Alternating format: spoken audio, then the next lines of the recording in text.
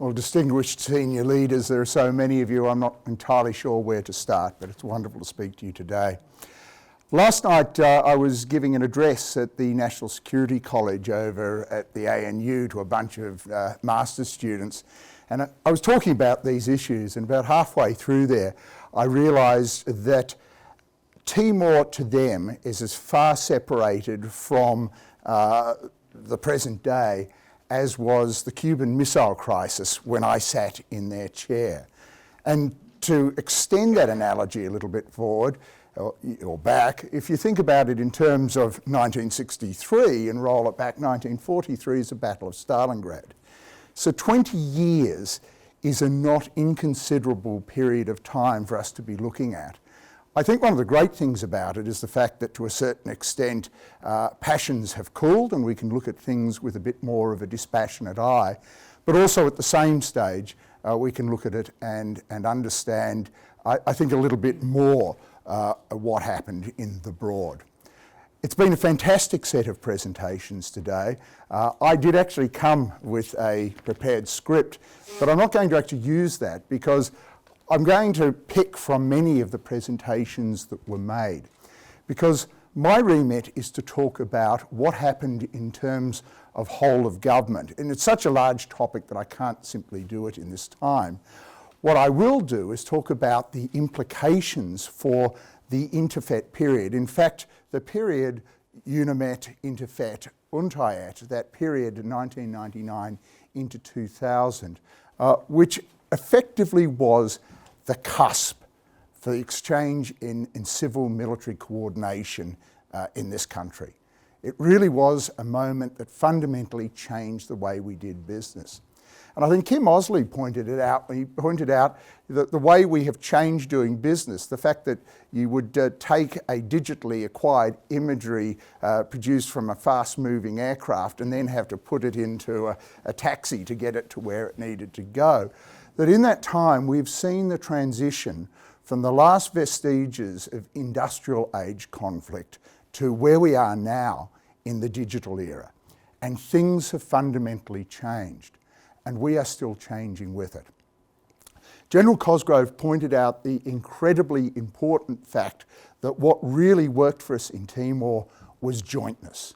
And jointness was a journey that the ADF had been on since the 1970s or so. It had also been accompanied by the Tang reforms, which had ended up with the creation of the Department of Defence as we currently know it. So there had been a journey towards getting that force multiplier effect of all of the component parts of the military working together in a more efficient and effective way and creating more than the sum of their parts. We had not got there in terms of whole of government in 1999, but in the 20 years since then, we've made considerable advances. The fact that I still go back and I talk to young people at universities and say, remember INTERFET?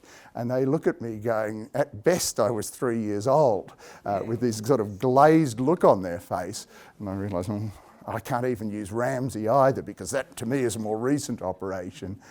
For them, the world in which we are considering is an ancient world, but we are still living with the consequences of that. And I want to talk a little bit about the strategic, the operational, and the experiences in the field to illustrate how far we've come and where we've yet still to go. First of all, the National Security Committee of Cabinet, thank you, Prime Minister John Howard. It really was a fantastic innovation. It's been referred to a number of times.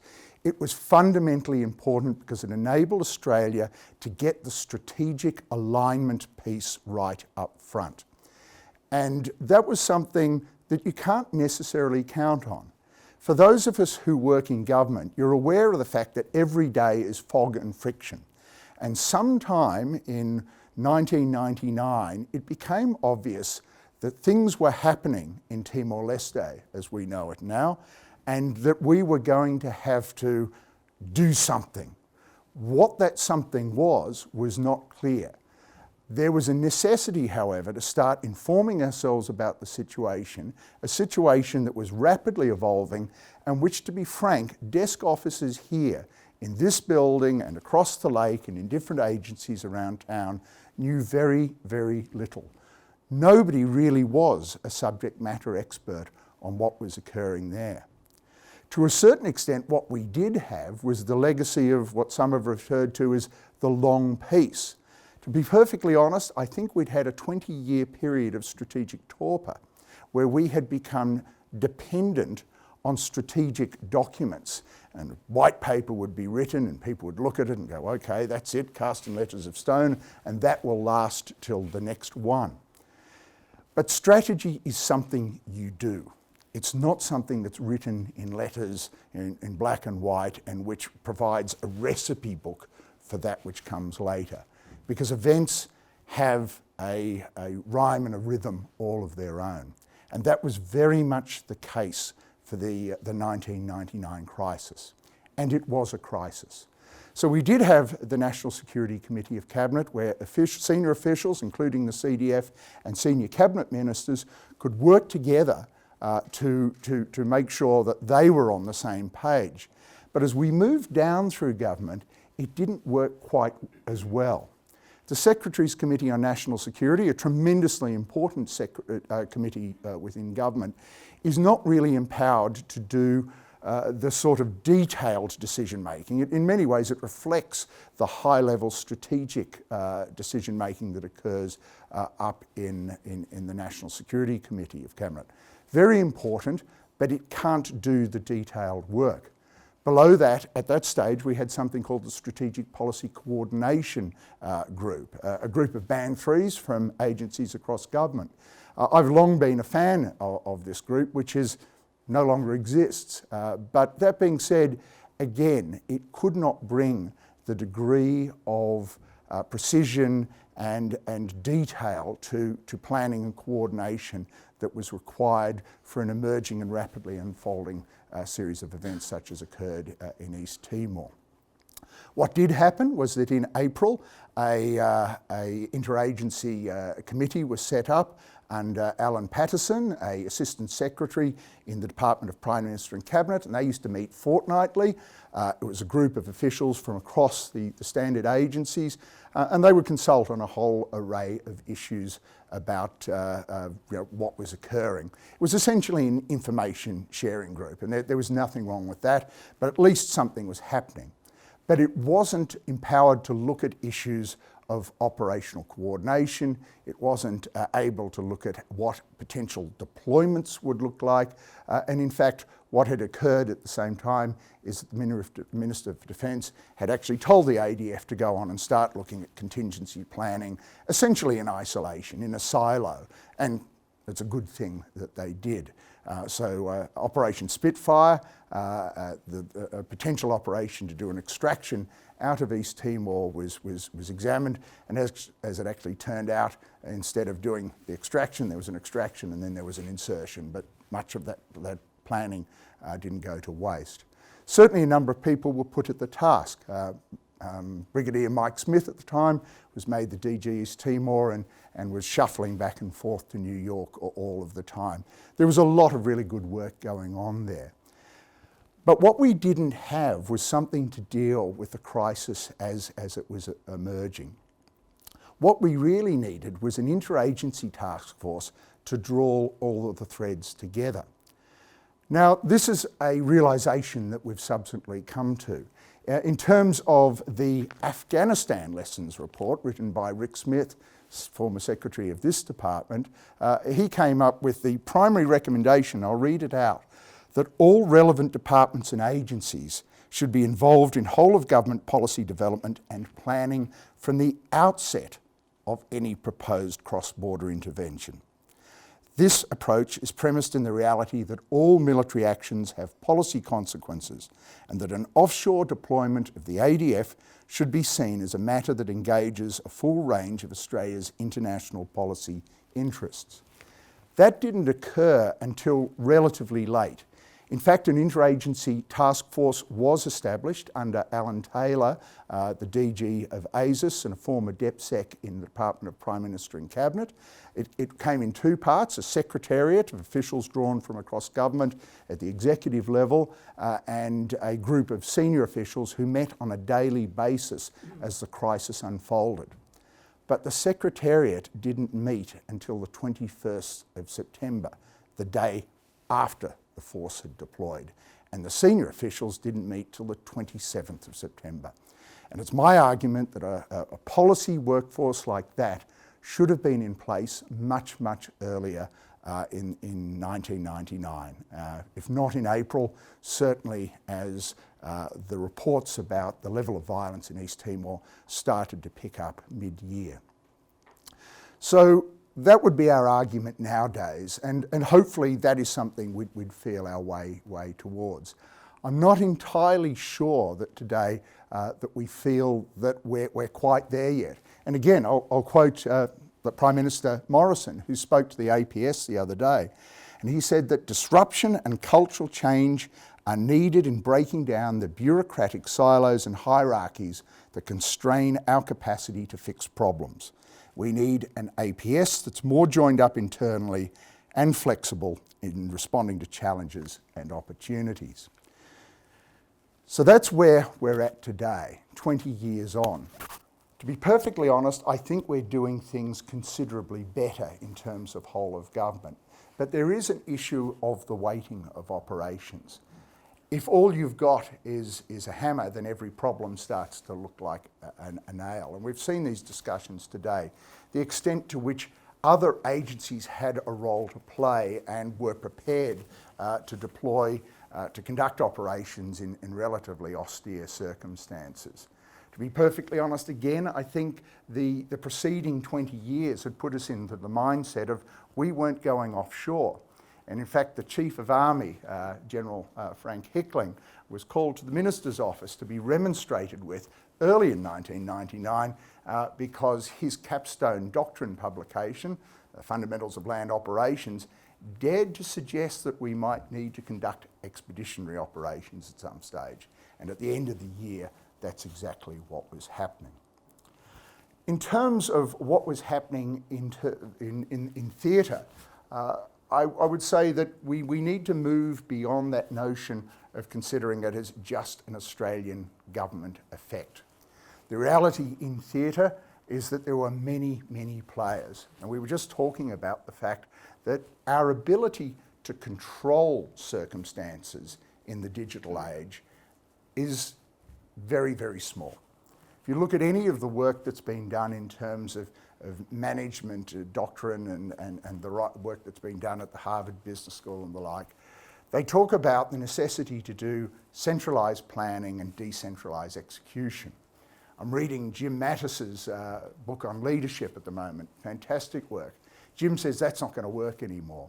We need to have centralised intent, we need to have collaborative planning and decentralised execution. Because when you find yourself in theatre, and you find yourself in Timor-Leste at the end of 1999, you're going to meet all of the actors who've been mentioned today. The Timorese people, the remnants of what's happening in a disrupted state structure. You'll be dealing with civil society groups. Predominantly in East Timor or Timor-Leste, it will be the Catholic Church. You'll be dealing with non-government organisations, some of which are local, some of which have a previous presence, and some of whom were flooding into the country with the operation, as many of them do when a UN operation is mounted. There's the UN actors, and the UN is not a cohesive and coherent whole. We have a tendency to talk about the UN. In fact, the UN is many things, and the UN is effectively a reflection of us all. So what you have is that you have UN agencies, each with their own disparate mandates, not all necessarily pulling closely together. So that's the complexity of the environment in which we're operating. So the form of leadership that anyone, Australian government or police, military, UN, has to employ in those circumstances is not going to be directive control. Now, we had a wonderful example of that, and in fact, I can well remember my father-in-law talking about how impressed he was, and my father-in-law was an ageing Hungarian gentleman, how impressed he was with this Australian general with his hat, and the hat never departed from his head, and the way that he could actually impose, you know, his character and personality on the situation.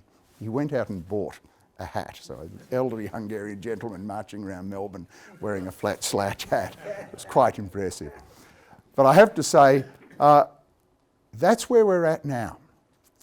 What are we doing to prepare our people to lead across boundaries in those circumstances? Now, the military devote an enormous amount of time to preparing their people for operations. They are trained from the moment they enter the service. They will probably spend up to a third of their career, sometimes even more, in training and informal education for the roles that they'll play. Now, that is a luxury, and I will call it a luxury that military have, that civilian and police agencies don't have, because civilian police agencies have to deliver a capability. But in the digital age, the age in which we currently find ourselves, we don't have the opportunity that we had in the industrial age to do a slow ramp up to our offshore operations. Operations such as Timor, it was an extraordinary achievement to be able to deploy a force at such short notice, a multinational force at that, 22 coalition members offshore, and sustain it as indeed they did. And a bit of a tragedy there to live on ration packs for 56 days, and I can only dream about what that meant to you. But all of that being said, that was a major achievement. But where are we at now? The sorts of operations we do now have, we escalated into conducting operations in Central Asia, in the Middle East. We've had to conduct an array of what I'd call black swan operations, operations that couldn't be anticipated, the search for flight MH370, the response to MH17, the Thai cave rescue. None of these were things for which you could prepare any of your people. So the implication for us in terms of preparing our people is that civilian agencies, if they want to be joint or joined up, as the military is, need to spend an awful lot more time in preparing people for the crises in which they find themselves. As a result of the Chilcot Review, the British inquiry into the decision-making processes and operational management in Iraq and Afghanistan, the British ran a very tough ruler over themselves, and they found their problem was that they were persisting with industrial age modes of organisation, siloed organisations that tried to run things by committee in an era where the speed of response was way too fast for that. In the digital age, we need to turn around and create bespoke interagency task forces and put them at problems as they develop and as they emerge.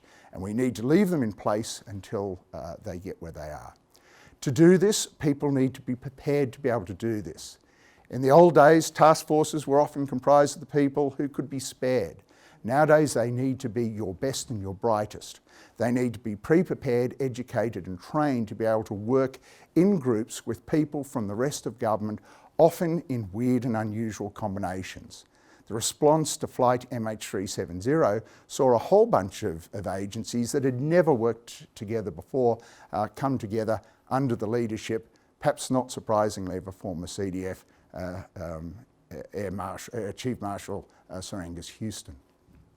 So that's where we're going in the future. I'm thinking that as we see what comes out of the Thodey Review, the independent review of the Australian Public Service, there's going to be a lot of markers for us all in terms of how we adjust to the conditions of a digital age bureaucracy. And connectivity and connectedness and the ability to establish interagency links at short notice and not rely on more traditional, formal, hierarchical and slow-moving committee systems is going to be the way that we go. Education is fundamentally important. Training is important. And the last point I'd make is that exercises are important. If the first time you meet people is on the ground, on the airport or in the field with the smoke billowing around you, it's too late. You need to be able to work with those people in advance. So for all of our staff who will increasingly find themselves being tasked, whether they are civilians, military or police, to be deployed into operations or even to work here on policy and planning tasks, they need to know how other agencies work in advance. And to do that, they need to be put through testing exercises. At the moment, we're doing quite a lot in terms of exercises like Exercise Talisman Sabre and the full suite of national exercises. And it has been absolutely brilliant to see that DFAT, Foreign Affairs in particular, has come to the party, and Frances Adamson, Secretary of DFAT, has signed up recognising that exercises not only give her the ability to enhance the preparedness of their people, but to test ideas and working with key allies and partners to send messages about what we can do, what we can't do, and how we would expect to do it in a real-world situation. To be perfectly honest, it probably doesn't matter what the exercise is. We tend to reverse engineer military exercises to civilian purposes, but we know that it will be Black Swan. It could be the Thai Cave Rescue, it could be Flight MH17, it could be Flight MH370. The next thing that comes is going to be a strategic shock for us all. So what we need to do now is to prepare ourselves and our people for the strategic shocks that are to come. In large part, I think, and I'll echo, I think the comments of many of the speakers today, Timor was that moment when we woke up from the strategic torpor of 20 odd years of thinking that we would not have to go offshore, and if we did have to go offshore, we would not necessarily be leading. Australia is not the country that it was before 1999. Here we are now. Thank you. So one question, two parts. First part, would having a national security advisor help, point one, because that's sometimes put out there as, oh well, if government had that. And the second one is, would you foresee that some of the cohort type work you're talking about means a different or emboldened place for PM&C as a coordinating agency? Would you care to comment on that? To be honest, I think PM&C, Prime Minister and Cabinet, is probably a little undergunned in terms of the capability that it requires to do the jobs that it does. In the world in which we find ourselves, we need more coordination. This doesn't mean replication. This doesn't mean another level of bureaucracy. And this doesn't necessarily mean, breaking down the power of the organisations. I remember arguing to the then Minister of Defence, Robert Hill, that a national security advisor would be a very good idea. He said, Alan, it'll never work. Nobody wants to share power. And there's something in that. The reality, though, is that what we're talking about is coordination. There is an increased need for coordination. We don't want agencies to stop what they're doing and doing well. In fact, the criticism that I had in 1999 of different departments of DFAT for being reticent to look at, the contingencies that were coming to it, I no longer have. DFAT was doing its job. Defence was doing its job. The AFP were doing their job. What they needed was some instrumentality to sort of pull it all together. I'm more a fan of bespoke interagency task forces to deal with particular problems, call them often and call them early, and get used to that being part of the process than I am of formal systems. I'd argue we probably do have a National Security Advisor. We're just calling her the Deputy Secretary National Security at the moment, who's performing that function. But I'd certainly give Carolyn Miller more resources than she currently has. But yes, I was rather attached to the idea, but I'd also take away from it, I think, the lesson that Duncan Lewis learned and Angus Campbell as the Deputy National Security Advisor, that they had a very close look at how it worked in the United States and recognised that forever, and I think you'd see it in recent weeks in the United States, that the Office of the National Security Advisor is all about relationships, and it's fundamentally personality dependent, and there is nothing wrong with that. And in fact, recognising that relationships trump process every time is really important. But it's important to have those processes so that we're in the mindset, but our processes need to be there to make use of the value of the people that we've got, not to turn around and say, this is a process and we're going to go with it regardless of the situation, circumstances of the people employed at the time. I mean, I won't ask you to comment on, for instance, the Howard government had one Foreign Affairs Minister, it had 5 Defence Ministers, and whether or that might have changed the focus, but I'll leave that for another time. I couldn't Tony comment. Jones would say that's a comment, not a question. Your questions perhaps now from the floor, if you just wait till the microphone comes to you. I have a question. Whoa. Mr. Howard. I'm interested, I mean, I'm not in disagreement with the great bulk of what you said, but I'm interested in your drawing on the United States. The difficulty I always have with those sort of things is that the Americans do not have a proper whole of government cabinet system. If you think people go in different directions, I mean, I saw enough during some fairly lively times involving military commitments of the arguments between the Pentagon and the State Department, and the Colin Powell said to me, and I put in my book, that the first he knew about the disbanding of the Iraqi army was when he heard it on the media. Now that could not happen in Australia under our system. Now, you know, I'm not saying we've got a brilliant system, and obviously it can be improved, but there's a trap, isn't there, in getting too caught up with drawing analogies from the United States, because they continue to operate in silos. Silos identified by Maynard Keynes when he went to Washington in the 1940s, and they don't seem to have shifted. You're absolutely right. And look, I think the point is that National Security Committee of Cabinet process and that strategic alignment in Cabinet was incredibly strong. Oh, yeah, I'm not Where we were quite weak, I think, was in the coordination within the bureaucracy and the year running into it. Now, if we'd had some mechanism to do that, and we can learn something from the Americans there. That being said, I did have this discussion with John Kelly, who recently worked President Trump, and John Kelly turned around and he said, I hear everything that you're saying, Alan, but the military are going to have to take over and run the shop anyway, because we're the only people who can do it. And I said, and that's the problem. Because if we turn around and we invest in the military, and we turn around and we think that the response option should always be a military response option, then we're losing the sight of the fact that there are other tools that we should be able to bring along. And that means You're making my case. a stronger multilateral policy capability in DFAT. It means a proper whole of government decision-making process. I agree. That's what it means. It's really got nothing to do with I mean, Penny's point's valid. But it means, if it means anything, it means that you have a strong whole of government decision-making process. So that such a thing as disbanding the Iraqi army has to go before everybody, not be something. Indeed.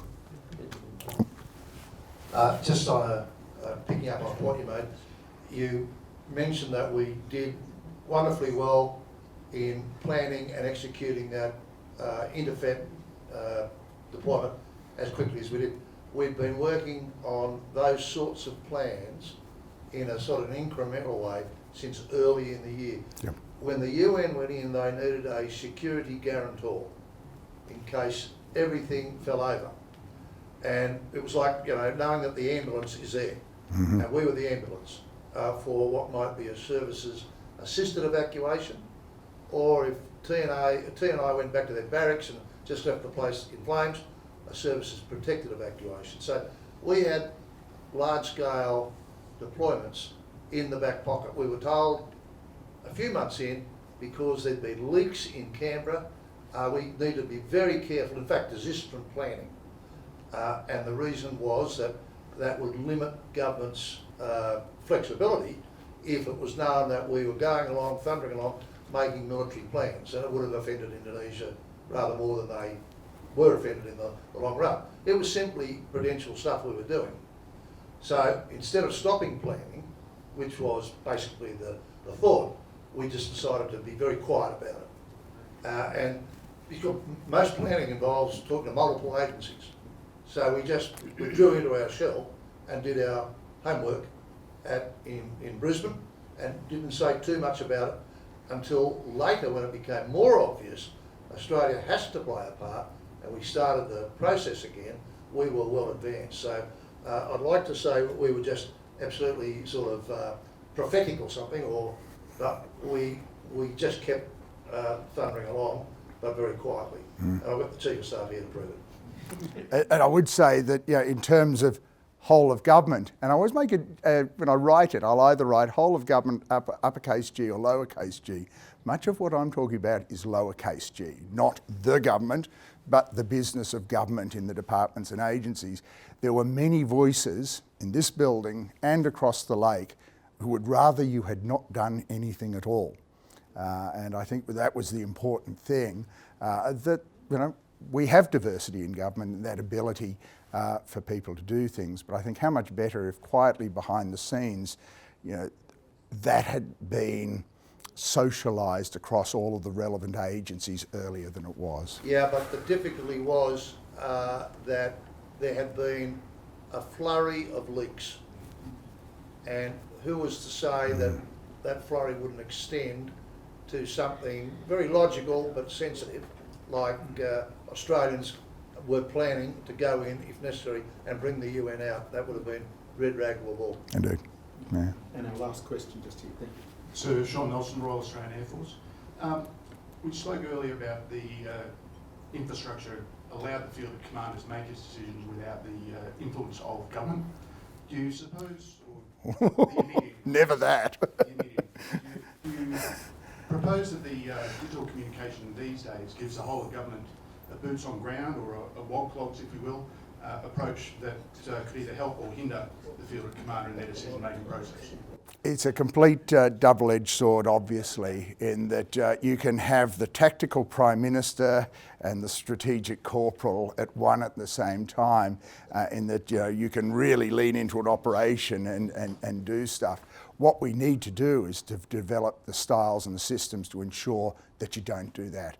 And if you read Stan McChrystal's book, Team of Teams, or Jim Mattis's book that has recently come out, or Bob Scales' book recently, they all come to terms with this problem that just because you can exert authority doesn't mean that you should.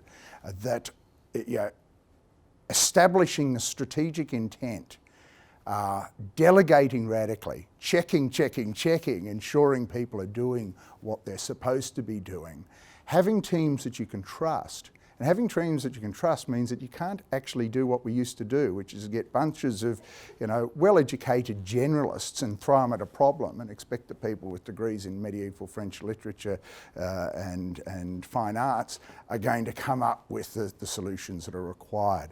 We've heard from so many people here the importance of the language skills, the cultural skills, the fact that, you know, we need people who are good at rule of law, who can, you know, you can't expect a military officer to go into a country and say, well, we'd like you to set up a rule of law system, because they'll set something up, but it'll look kind of military and it might not necessarily be what we want to achieve. So we need to have more of those deployable civilian experts. And that means, you know, not setting up just an Australian Civilian Corps, or as we now have, Australia Assists.